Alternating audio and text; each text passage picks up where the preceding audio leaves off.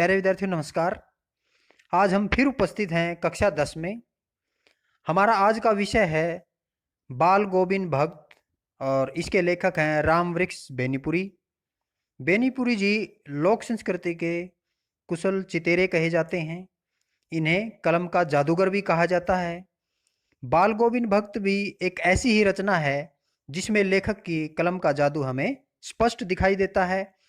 इसमें लेखक ने एक ऐसे अद्भुत चरित्र को उकेरा है जो मानवता, लोक संस्कृति और हमारी सामूहिक भावनाओं को दर्शाता है। इसको पढ़ने के बाद सन्यासी के बारे में बनी हमारी जो परंपरागत धारणा है वह बदल जाती है। एक सामान्य सा दिखने वाला आम आदमी भी साधु हो सकता है। और इसके साथ साथ लेखक हमारी सामाजिक रूढ़ियों पर भी प्रहार करता है। प्यारे विद्यार्थियों, इस वीडियो को मैंने इस तरह तैयार किया है कि आप पाठ का सार सुनने मात्र से ही इसके सभी प्रश्नों के उत्तर देने के योग्य हो जाएंगे। इसलिए ध्यान से सुने और कक्षा के अंत तक बने रहें। आइए देखते हैं पाठ का सार। लेखक बाल गोविंद भक्त के शारीरिक बनावट और उसके पहनावे से ही अपने अध्याय की शुरुआत करता है। बाल गोविंद भक्त मंझोले कद के गोरे चिट्टे आदमी हैं और उनकी उम्र 60 के लगभग है। सभी बाल सफ़ेद हो गए थे। कपड़े बहुत ही कम पहनते थे, केवल एक लंगोटी और सिर के ऊपर कनफटी टोपी, गले में तुलसी की माला और माथे पर चंदन का टीका उनके रहता था। उनके इस तरह दिखने से यही मानना चाहिए कि वे एक साधु या सन्यासी थे। लेकिन हम इसका दूसरा पक्ष भी देखते हैं कि उनका एक बेटा था और पुत्रवधू थी और अच्छा खासा एक घर था और थोड़ी बहुत खेती बाड़ी भी थी। आगे लेखक कहता है कि उनके घर बार को देखकर, खेती बाड़ी को देखकर यह भी नहीं मानना चाहिए कि वे एक साधु नहीं थे, खाली गृहस्थ थे। वे सब तरह से साधु की परिभाषा में खरे उतरने वाले थे। आइए देखते हैं लेखक उनके बारे में बताते हैं कि कैसे वे एक साधु थे। बाल गोविंद भक्त कबीर साहब को मानने वाले व्यक्ति थे। हमेशा उनके भजन गाते थे, कभी झूठ न बोलते थे, किसी से लड़ते झगड़ते नहीं थे, बगैर पूछे किसी वस्तु को उपयोग में न लाते थे, यानी किसी दूसरे व्यक्ति की वस्तु को। और यहाँ तक कि किसी के खेत में शौच इत्यादि के लिए भी नहीं बैठते थे। और अपने खेत की सारी उपज को, जितनी भी उपज उनके खेत में होती, कबीरपंथी मठ में भेंट के रूप में ले जाते और जो कुछ प्रसाद स्वरूप वहाँ से मिलता उसी में अपना गुजारा चलाते थे। और आगे लेखक बताता है कि इसके अतिरिक्त वे गाते भी बहुत मधुर थे। हमेशा उनको गाते हुए सुना जा सकता था। आषाढ़ में जब धान की रोपाई खेतों में होती थी, वे इतनी मधुर तान छेड़ते कि लगता उनका एक स्वर सीधा परमात्मा की ओर पहुंच रहा है और दूसरा स्वर धरती के लोगों की ओर। और जिसको सुनकर वे सभी लोग भी गाने लगते। कौन लोग? जो खेतों में धान की रोपाई कर रहे होते थे। सभी लोग झूमते और साथ में काम करते। और भादो मास की अंधेरी रात में मेंढकों और झिल्लियों की टरटर भी उनके मधुर स्वर को दबा नहीं सकती थी। यानी जब भादों की अंधेरी रात होती तो वे हमेशा गाते थे और उस समय मेंढक और झिल्लियाँ भी टरटर की आवाज़ करती थी, तो उनकी आवाज़ को वो दबा नहीं सकते थे। वे प्रतिदिन गांव के तालाब के पास ऊंचे स्थान पर बैठकर गाते और गर्मियों में शाम को उनके आंगन में और भी प्रेमी आ बैठते और भक्त गाने लगते। और भक्त कब गाते गाते नाच उठते उन्हें खुद भी पता न चलता था। और इसके साथ साथ सभी प्रेमी भी नाचने लगते और झूमने लगते थे। आगे फिर बाल गोविंद भक्त के जीवन की कुछ ऐसी घटनाएं हमें देखने को मिलती हैं, जिनसे पता चलता है कि उनकी कथनी और करनी में लेस मात्र भी अंतर नहीं था। वे सच्चे साधु थे। उनके इकलौते पुत्र की मृत्यु हो जाती है तो वे जरा भी विचलित नहीं होते। लाश को एक सफेद कपड़े से ढककर आंगन में लिटा देते हैं। उसके ऊपर फूल और तुलसी दल डाल देते हैं। और उस दिन भी वे अपनी संगीत साधना में इतने तल्लीन हैं जितने कि अन्य दिनों में हुआ करते। वे रोते नहीं और अपनी पुत्र वधू को भी चुप कराते हुए कहते हैं कि यह तो उत्सव का समय है। आत्मा अपने प्रेमी परमात्मा से जा मिली है, इसलिए तुम रो मत। और उन्होंने अपने बेटे का दाह संस्कार भी परंपरा से हटकर अपनी पुत्र वधू से ही करवाया। बल्कि हमारे समाज में स्त्रियां जो है दाह संस्कार में भाग नहीं लेती, लेकिन वो अपने बेटे का दाह संस्कार अपनी पुत्र वधू से ही करवाते हैं। मुखाग्नि उनके शव को उनकी पुत्र वधू ही देती है। और श्राद्ध का समय पूरा होते ही अपनी पुत्र वधू के भाई को वो बुलाते हैं और कहते हैं कि तुम अपने भाई के साथ चली जाओ और दूसरी शादी करवा के अपना जीवन व्यतीत करो। उनकी पुत्र वधू नहीं जाना चाहती और वह कहती है कि मेरे बाद आपकी देखभाल कौन करेगा, और आपका स्वास्थ्य भी सही नहीं है, इसलिए आप मुझे अपने चरणों में जगह दे। लेकिन वे नहीं मानते और कहते हैं कि अगर तुम नहीं गई तो मैं भी ये घर छोड़कर हमेशा के लिए चला जाऊंगा। और उसके बाद उनकी पुत्र वधू चली जाती है। और अंत में लेखक बताता है कि वे हमेशा गंगा स्नान के लिए गांव से 30 मील पैदल चलकर जाते और फिर पैदल ही आते थे। उपवास रखते, किसी से कोई सहायता नहीं लेते थे। पहले की तरह ही संगीत साधना में मस्त रहने लगे। और शाम को ऐसे ही सभी प्रेमियों के साथ जो है भजन इत्यादि गाते थे। तो एक शाम लोगों ने महसूस किया कि बाल गोविंद भक्त का स्वर जो है आज कुछ बिखरा हुआ सा लगता है। और सुबह वो देखते हैं कि आंगन में केवल उनका अस्थि पंजर ही पड़ा हुआ है और भक्त जी नहीं रहे। इसी के साथ यह अध्याय समाप्त हो जाता है। प्यारे विद्यार्थियों, बहुत ही सुंदर अध्याय था, एक बहुत ही सुंदर रेखा चित्र जिसके माध्यम से लेखक बताता है कि एक आम आदमी भी साधु की कसौटी पर खरा उतरता है और वह गृहस्थ होते हुए भी किस प्रकार साधु धर्म का पालन करता है। और उसकी कथनी और करनी में बिल्कुल भी अंतर नहीं है। आइए इसके अभ्यास के प्रश्न उत्तरों को हम देख लेते हैं। पहला प्रश्न है, खेतीबाड़ी से जुड़े बाल गोविंद भक्त अपनी किन चारित्रिक विशेषताओं के कारण साधु कहलाते थे? आपने अगर ध्यान से सुना है इस रेखा चित्र का सार तो आप स्वयं उत्तर जान लेंगे। शुरुआत में हमारी बात हुई कि कैसे वो दिखते थे। 60 के लगभग उनकी उम्र थी, बाल सफ़ेद हो चुके थे,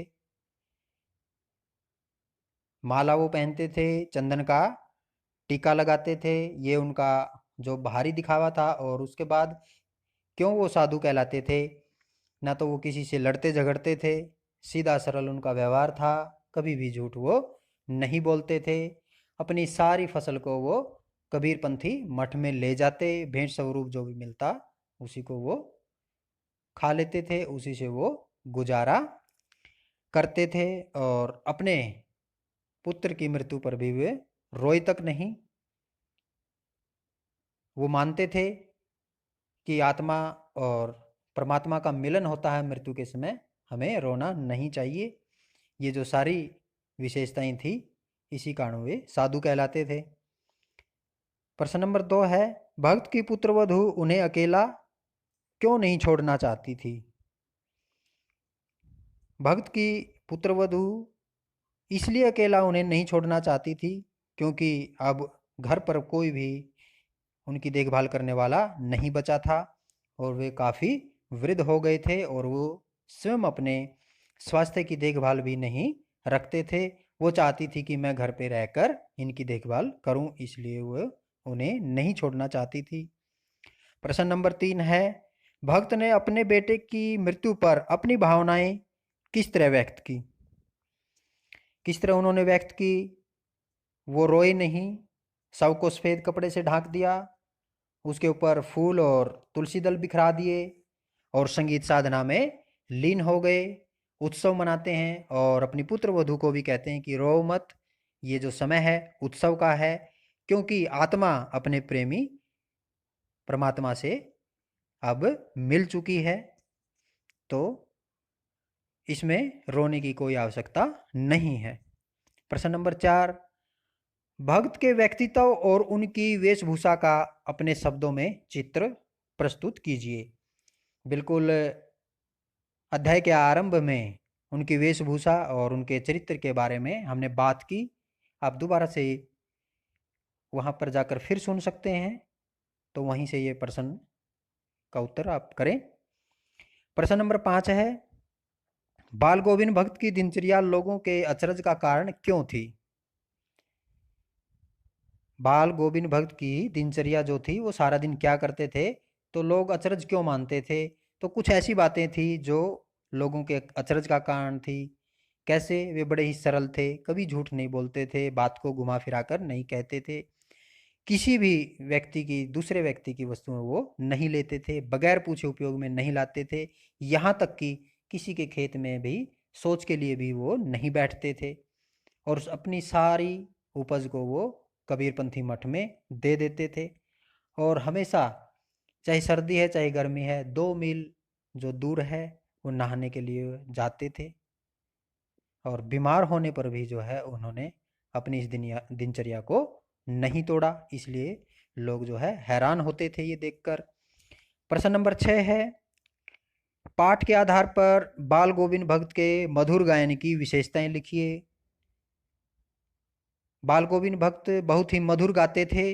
पहला उदाहरण है, धान रोपाई के समय जब वो गाते तो ऐसा लगता कि उनका एक सुर सीधे परमात्मा से जा मिला है और दूसरा सुर धरती पर खड़े लोगों को गाने के लिए प्रेरित कर रहा है। और साथ में जो औरतें धान रोपाई का कार्य करती थी उनके होंठ भी कंप कपाने लगते थे और बच्चे भी नाचने कूदने लग जाते थे। और दूसरा उदाहरण है, जब वो शाम को अपने घर के आंगन में गाते थे, गाते गाते इतने मस्त हो जाते थे कि नाचने लगते और उनके साथ साथ दूसरे जो प्रेमी थे वो भी नाचने लगते थे। तीसरा उदाहरण है कि भादो मास के समय में जब मैं रात को मेंढकों की टर्टर और झिलियों की टर्टर होती तो उनका स्वर भी उनके गायन के स्वर को दबा नहीं सकता था, वो इतना ऊंचा स्वर में गाते थे और बिल्कुल मग्न होकर के वो गाते थे। प्रश्न नंबर 7 है, कुछ मार्मिक प्रसंगों के आधार पर यह दिखाई देता है कि बाल गोविंद भक्त प्रचलित सामाजिक मान्यताओं को नहीं मानते थे। पाठ के आधार पर उन प्रसंगों का उल्लेख करें। कई प्रसंग आते हैं। पहला प्रसंग है कि वो सामाजिक मान्यताओं को नहीं मानते थे। कोई भी हम में से कोई ऐसा नहीं है कि अपनी सारी फसल को कहीं वो दान कर दे। तो बिल्कुल हमारी मान्यताओं से उलट वो अपनी सारी फसल को कबीरपंथी मठ में दान कर देते थे और वहाँ से प्रसाद स्वरूप जो मिलता उसी में अपना गुजारा करते थे।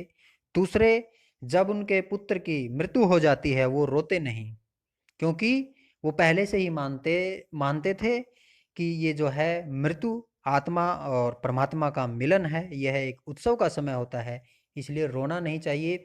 वास्तव में जब किसी के इकलौते पुत्र की मृत्यु होती है तो कोई ऐसा नहीं जो ना रोए, लेकिन बाल गोविंद भक्त जो है उस समय रोते नहीं, उत्सव मनाते हैं और अपनी पुत्र वधू को भी प्रेरित करते हैं कि वो ना रोए। और तीसरे, सामाजिक मान्यताओं के उलट अपनी पुत्र वधू को कहते हैं कि तुम ही इसके शव को मुखाग्नि दोगी, तो दाह संस्कार भी उसका करवाते हैं अपनी पुत्र वधू से।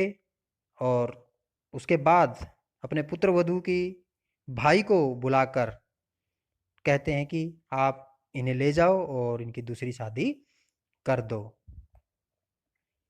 प्रश्न नंबर 8 है, धान रोपाई के समय समूचे माहौल को भक्त की स्वर लहरियां किस प्रकार चमत्कृत कर देती थी? उस माहौल का शब्द चित्र आप प्रस्तुत करें। आषाढ़ के महीने में जब बरसात होती थी और लोग धान की रोपाई करते थे,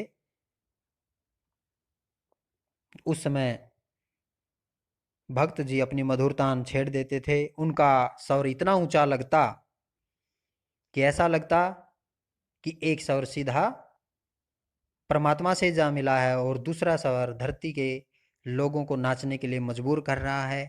साथ में धान रोपने वाली महिलाएं गाने लगती थी और बच्चे खिलखिलाकर हंसते थे, नाचने लगते थे। तो ये उनके जो है स्वर का ही चमत्कार था।